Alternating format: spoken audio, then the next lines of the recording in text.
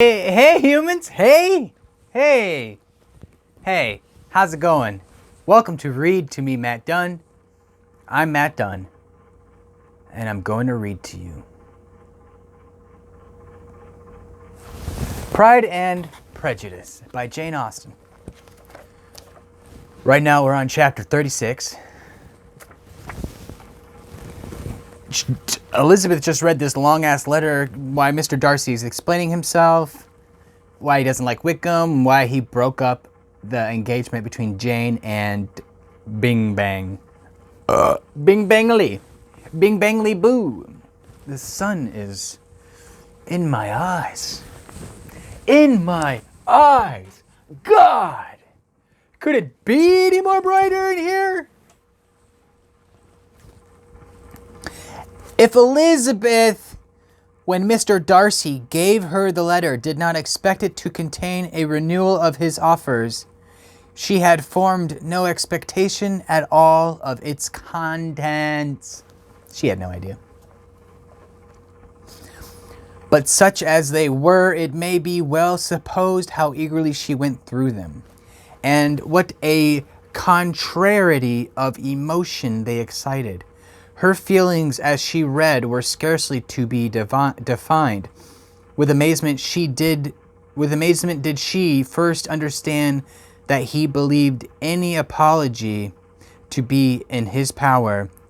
With amazement did she first understand that he believed any apology to be in his power, and steadfastly was she persuaded that he could have no explanation to give, which a just sense of shame. Is it still fucking... Look at that. Look at this shit. What the fuck? Why am I in the only path of the sun in the only fucking spot in my room? What the fuck? This piece of shit thing. How am I supposed to live with myself? I'm not. Struggling. So much struggle. I just want to read. God damn it. Get out of here. I'm going to get closer to the fucking camera. Hey, what's up, camera? It's me and you now. Mano y camerano. Let's do this. With amazement. Yeah, let's just go there. With amazement did she first understand that he believed any apology to be in his power, and steadfastly was she persuaded that he could have no explanation to give, which a just sense of shame would not conceal. With a strong prejudice against everything he might say, she began his account of what had happened at Netherfield. She read with an eagerness which hardly left her power of comprehension, and from impatience of knowing what the next sentence might bring, was incapable of attending to the sense of the one before her eyes. His belief of her sister's insensibility she instantly resolved to be false, and his account of the real, the worst objection to the match, made her too angry to have any wish of doing him justice. He expressed no regret for what he had done which satisfied her. His style was not penitent, but haughty. It was all pride and insolence. But when this subject was succeeded by his account of Mr. Wickham, when she read with somewhat clearer attention a relation of events which, if true, must overthrow every cherished opinion of his worth, and which bore so alarming an affinity to his own history of himself, her feelings were yet more acutely painful and more difficult of definition. Astonishment, apprehension, and even horror oppressed her. She wished to discredit it entirely, repeatedly exclaiming, "This must be false! This can't be! This must be the grossest falsehood!" And when she had gone through the whole letter, though scarcely knowing anything of the last page or two, put it hastily away, protesting that she would not regard it, that she would never look in it again. Okay, Elizabeth, you're just being stubborn. In this perturbed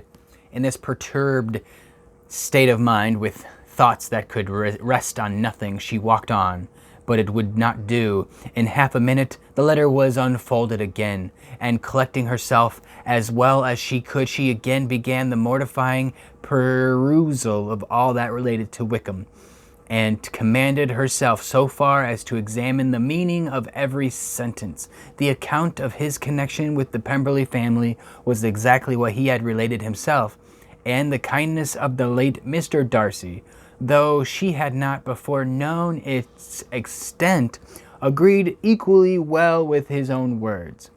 So far each recital confirmed the other, but when she came to the will, the difference was great.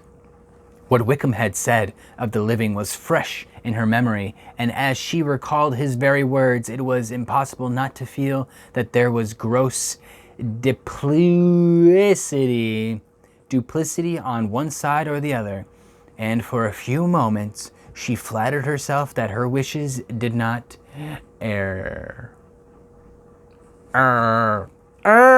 But when she read and reread with the closest attention the particulars immediately following of Wickham's resigning all pretensions to the living, of his receiving in lieu so considerable a sum as £3,000, again was she forced to hesitate. She put down the letter, weighed every circumstance with what she meant to be impartially deliberated on the probability of each statement, but with little success. On both sides, it was only assertion. Again she read on, but every line proved more clearly that the affair, which she had believed it impossible that any contrivance could so represent as to render Mr. Darcy's conduct in it less than infamous, was capable of a turn which must make him entirely blameless throughout the whole.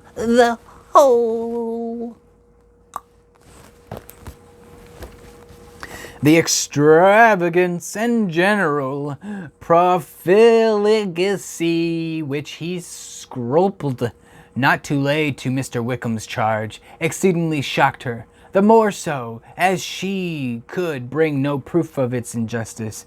She had never heard of him before his entrance into the shire militia, in which he had engaged on that persuasion of the young man who, on meeting him accidentally in town, had there renewed a slight acquaintance. Of his former way of life nothing had been known in Hertfordshire but what he told himself. As to his real character, had information been in her power, she had never felt a wish of inquiring. His countenance, voice, and manner had established him at once in the possession of every virtue. She tried to recollect some instance of goodness, some distinguished trait of integrity or benevolence that might rescue him from the attacks of Mr. Darcy, or at least, by the predominance of virtue, atone for those casual errors under which she would endeavor to class what Mr. Darcy had described as the idleness and vice of many years' continuance. But no such recollection befriended her. She could see him instantly before her, in every charm of air and address. But she could remember no more substantial good than the general approbation of the neighborhood, and the regard which his social powers had gained him in the mess. After pausing on this point a considerable while, she once more continued to read. But, alas! The story which followed of his designs on Miss Darcy received some confirmation from what had passed between Colonel Fitzwilliam and herself only the morning before, and at last she was referred for the truth of every particular to Colonel Fitzwilliam himself, from whom she had previously received the information of his near concern in all his cousin's affairs, and whose character she had no reason to question. At one time, she had almost resolved on applying to him,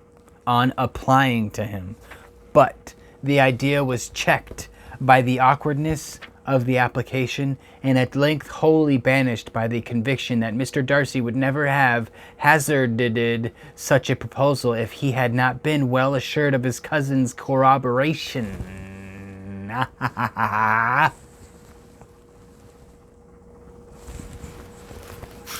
She perfectly remembered everything. Wait. Did she, though? Did she? Wait, I got it. Are they 3 pages? Let's make this the part 1, 2. I love doing that. Part 1, 2. 1, 2, and you're out of here. Whew. Let's just get on with it. If you like this video, give it a thumbs up. If you want to say something, comment down below. If you'd like to subscribe and see more, hit the subscribe button. And I'll see you tomorrow. Stay weird. Humans. Human beings. Humans. You're a human. And you're watching my video. Human. You're a human. And you are alive. And if you're not, then clearly you're not watching this video unless you're not watching this video. What the fuck?